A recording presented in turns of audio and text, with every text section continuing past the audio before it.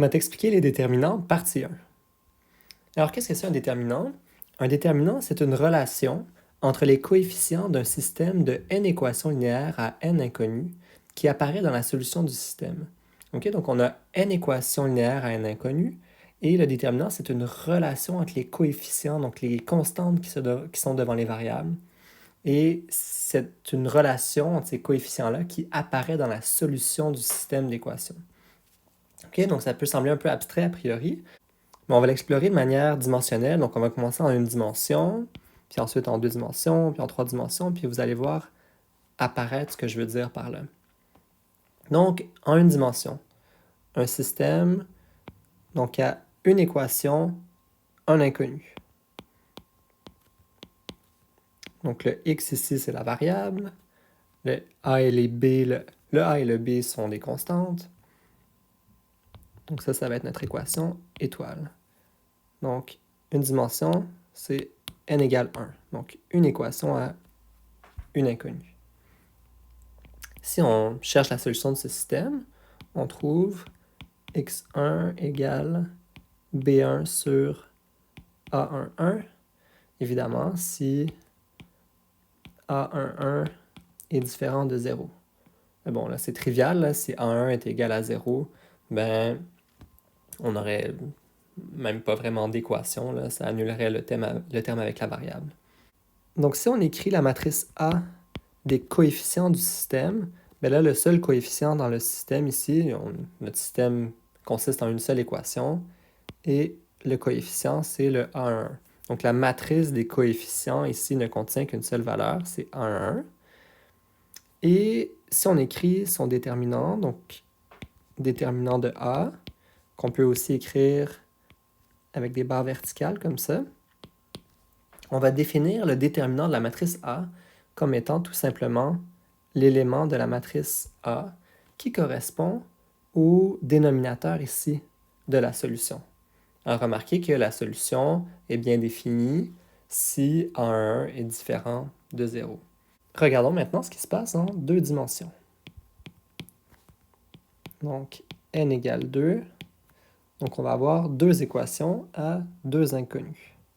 De manière générale, j'écris A11 x1 plus A12 x2 égale B1. Donc, ça, c'est la première équation.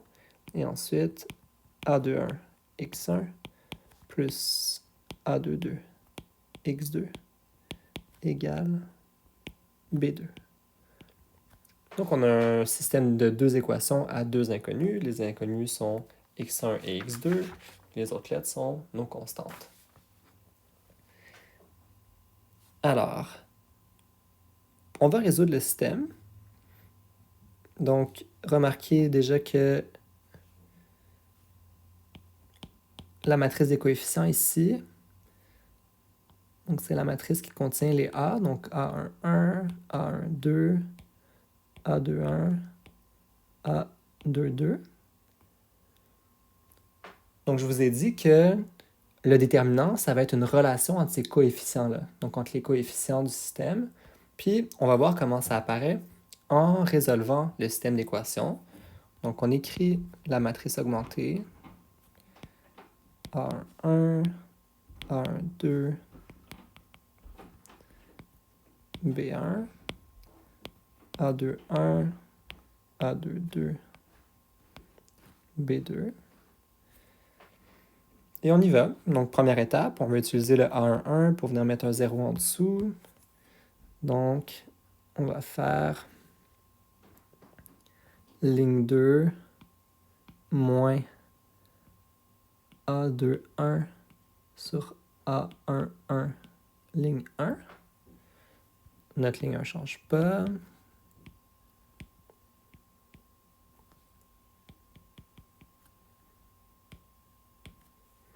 Ça va mettre un 0 ici.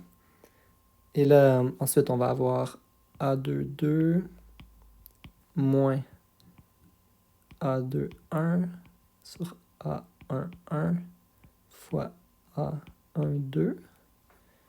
Puis B2 moins A21 sur A11 fois B1. OK, je vais juste mettre ces expressions-là sur dénominateur commun pour que ce soit plus simple à manipuler. Donc là, je ne fais aucune opération sur les lignes ou les colonnes. Je vais juste réécrire. Donc A11, A12.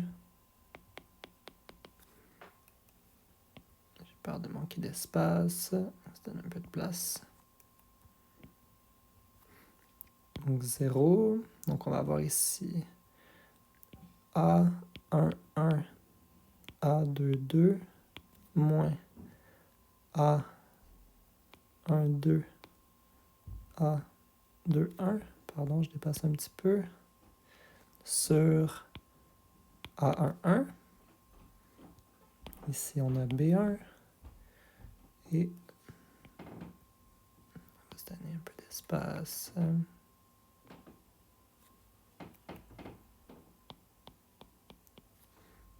Ici, on va avoir B2 A11 moins B1 A21 sur A11. OK. Et là, si on veut amener notre pivot ici à 1, on va multiplier la ligne 2 par la fraction inverse. Donc, on va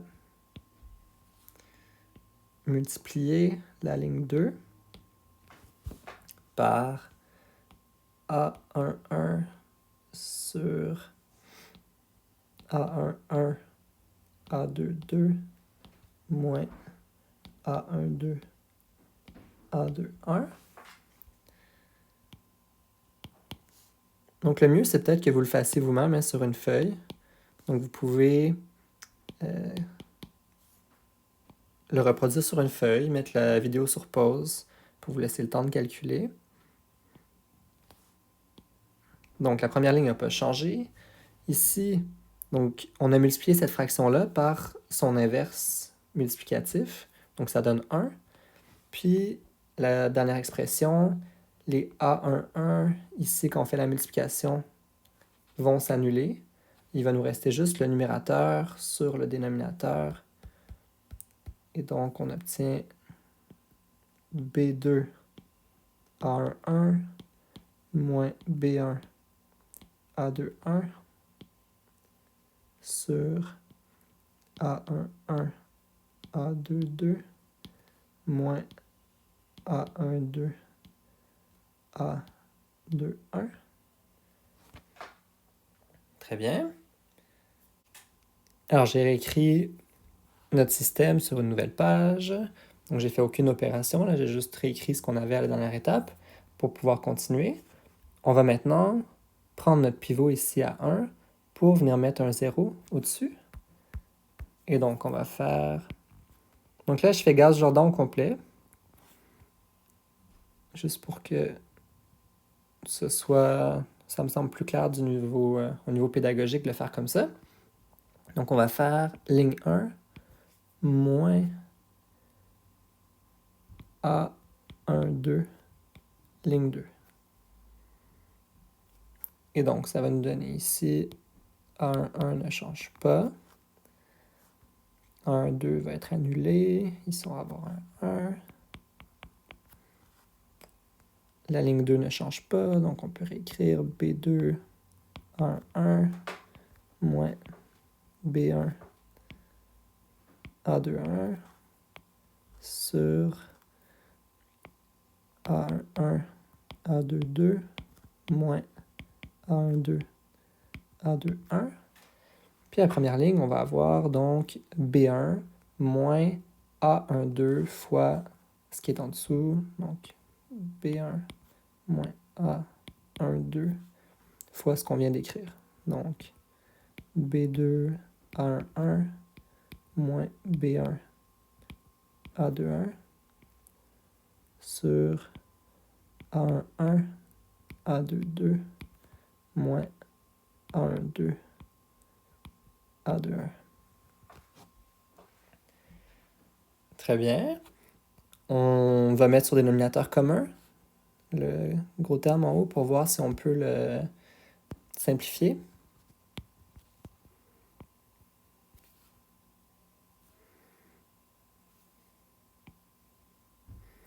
Donc ça va être assez gros. A1, 1. Bon, puis on va diviser, on va diviser en même temps la ligne 1 par A1, 1. Donc comme ça, oups, 1. Comme ça, on va avoir tout de suite notre 1 ici. Donc on va se retrouver avec notre matrice identité à gauche et on va pouvoir simplement lire la solution du système à l'aide de cette matrice en simplifiant un peu le membre de droite. Donc à droite, si on met sur dénominateur commun, on va avoir B1, A1, 1, A2, 2, moins B1, A1, 2, A2, 1, moins B2, A1, 2, A1, 1, plus B1, A1, 2, A2, 1. Tout ça. Donc, on a divisé par A1, 1. Donc, je mets A1, 1 ici, fois le dénominateur qui était déjà présent avant. Donc, A1, 1, A2, 2, moins A1, 2, A2, 1. Et la ligne 2 n'a pas changé. Donc, pour la ligne 2, on a B2, A1, 1, moins B1, A2, 1, sur A1, 1, A2, 2, moins A1, 2, A2, 1. Alors, est-ce qu'il y a des choses qui se simplifient sur la première ligne? Ben oui, parce que ici, on a B1, donc moins B1, A1, 2, A2, 1. Puis ici, plus B1, A1, 2, A2, 1. Donc ces termes-là se simplifient. Puis ensuite, les deux termes qui restent au numérateur ont des A1, 1. Donc on peut les simplifier avec le A1 qui est en bas. Et donc, on trouve à la fin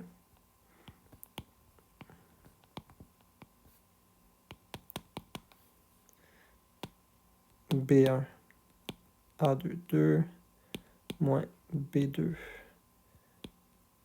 A1, 2, sur A1, 1, A2, 2, moins A1, 2, A2, 1. Et sur la ligne 2, B2, A1, 1, moins B1, A2, 1, sur A1, 1, A2, 2, moins A1, 2, A2, 1. Et ça, c'est la solution du système. Hein? On peut conclure de ça que x égale le membre de droite sur la ligne 1, puis y égale le membre de droite sur la ligne 2. Okay, donc ça, c'est la solution générale de notre système de deux équations, deux inconnues pour x et y. Donc la solution s'exprime en termes des coefficients de départ, tous les a, puis des constantes b qui avaient à droite des symboles d'égalité des équations. Et vous pouvez remarquer que à la fois pour x et pour y, les dénominateurs sont égaux. Okay? Donc vous voyez l'expression dénominateur, c'est la même pour x et pour y. C'est toujours A11 fois A22 moins A12 fois A21. Et c'est ça qu'on va appeler le déterminant en deux dimensions. Donc ça donne les dénominateurs, là, ça donne A11 fois A22 moins A12 fois A21. Et c'est ce qu'on va appeler le déterminant de la matrice des coefficients. Je vous rappelle, la matrice des coefficients au départ. Je vous l'avais écrite, c'est A11, A12, A21, A22. Puis donc, le déterminant, c'est A11 fois A22.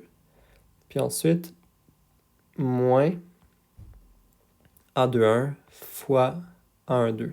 Donc ça fait comme une croix. Donc c'est le produit des éléments sur la diagonale principale moins le produit des éléments sur la diagonale secondaire. Mais ce qui est important, c'est que d'où ça vient cette expression-là? Ben, c'est le dénominateur de la solution pour x et y.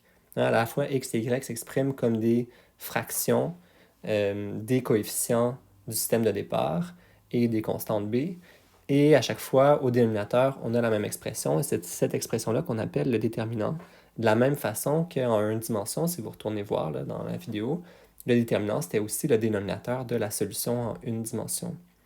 Et donc, ça veut dire que la solution qu'on a trouvée pour le système, ben, elle est valide seulement si le déterminant est non nul. Donc ça, c'était en 2 dimensions.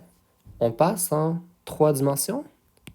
Puis là, vous avez vu que déjà les calculs en 2 dimensions vous ont peut-être fait souffrir. Alors, imaginez en 3D. Okay? Mais je vous épargne les calculs. Mais si, donc, on écrivait en 3 dimensions, en voilà maintenant notre système étoile de 3 équations à 3 inconnues. Bon, donc je ne le ferai pas au long, comme je disais, parce que c'est long. Mais si on le faisait, puis qu'on trouvait la solution, donc la solution du système étoile, elle a la forme suivante. Donc, x1 va être donné par une certaine expression des coefficients a puis des constantes b sur une autre expression que j'appelle d, des coefficients, qui est une expression qui dépend des coefficients a. Même chose pour x2. Okay, donc je ne suis pas en train de vous donner la solution explicite, là, mais je vous donne l'espèce de forme générale. Okay, donc les D1, D2, D3, puis D sont des fonctions des coefficients A, puis potentiellement aussi des constantes B. Mais si on trouvait cette solution-là de manière explicite, en fait, on verrait que l'expression au dénominateur pour les 3 variables est encore une fois identique. Puis cette expression-là, c'est ce qu'on va appeler le déterminant de la matrice des coefficients. Donc là, en 3 dimensions. Puis l'expression, donc, le déterminant de A. Donc je vous rappelle ici, la matrice A, c'est la matrice qui contient tous les coefficients A du système. Donc c'est une matrice 3 par 3 avec tous les A dedans. Puis le déterminant de cette matrice-là, c'est ce qu'on trouverait si on calculait la solution, si on trouvait la solution, c'est ce qu'on trouverait au dénominateur de toutes les fractions pour x1, x2 et x3. Et puis je vous donne l'expression, ça donne A11, A22, A33 plus A12, A23, A31 plus A13, A21, A32 moins A31, A22, A13. Donc, comme vous voyez, c'est assez gros. A32, A23, A11 moins A33, A21, A12. Okay, donc, c'est une assez grosse expression. Là, vous inquiétez pas, laissez-vous pas impressionner. Je vais vous expliquer dans d'autres vidéos comment calculer rapidement ces déterminants-là. Donc en 2 dimensions, en 3 dimensions, en 4 dimensions et plus. Donc vous allez avoir des vidéos spécifiquement sur le calcul. Mais ce que je voulais faire ressortir ici, c'est que ces expressions-là, ces déterminants, en fait, correspondent au dénominateur des solutions. Et éventuellement, les déterminants vont nous servir à toutes sortes d'autres choses. Mais a priori, c'est de là que ça vient, et puis c'est ça le sens du déterminant.